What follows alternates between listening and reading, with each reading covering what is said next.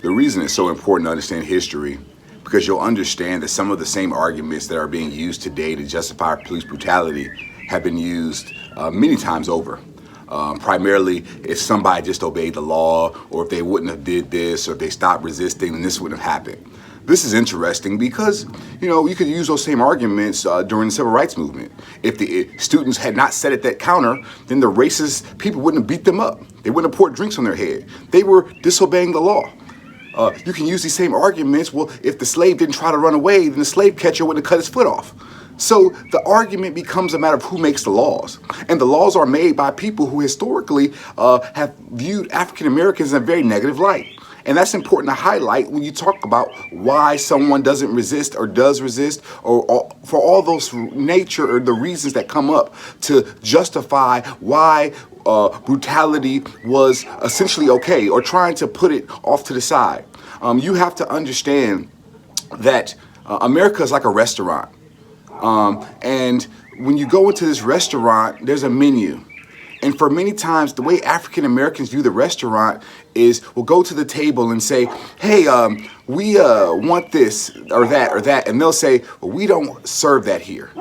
And then the question becomes hey, you know what? Just be quiet and be happy you got some food. But it's like, no, I want to look at the menu. I want to be able to talk to the chef. But it's like, no, just be happy you got a meal. And that's what the stop resisting is. You find in most instances that the police job is to after people who are resisting. Resisting doesn't equal a death sentence. The standard for use of force is not comply or die. And you'll find that the people who use these arguments, they don't understand the context of the statement.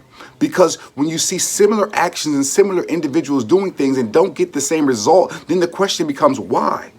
Why is it that if so-and-so resists and he doesn't have melanin, he is not used with that level of force? Well, this question isn't asked because that would require a deeper examination. It would require cognitive dissonance to be removed. And that question is so pervasive, but we know the answer. We know the answer. We know history.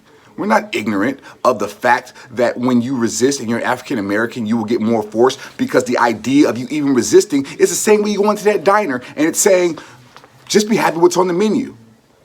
When it comes to making laws and legislative authorities and priorities, it's very recently that African Americans have even been on any council of making laws. If you look at the black codes after the 1870s, what was against the law? Jaywalking, loitering.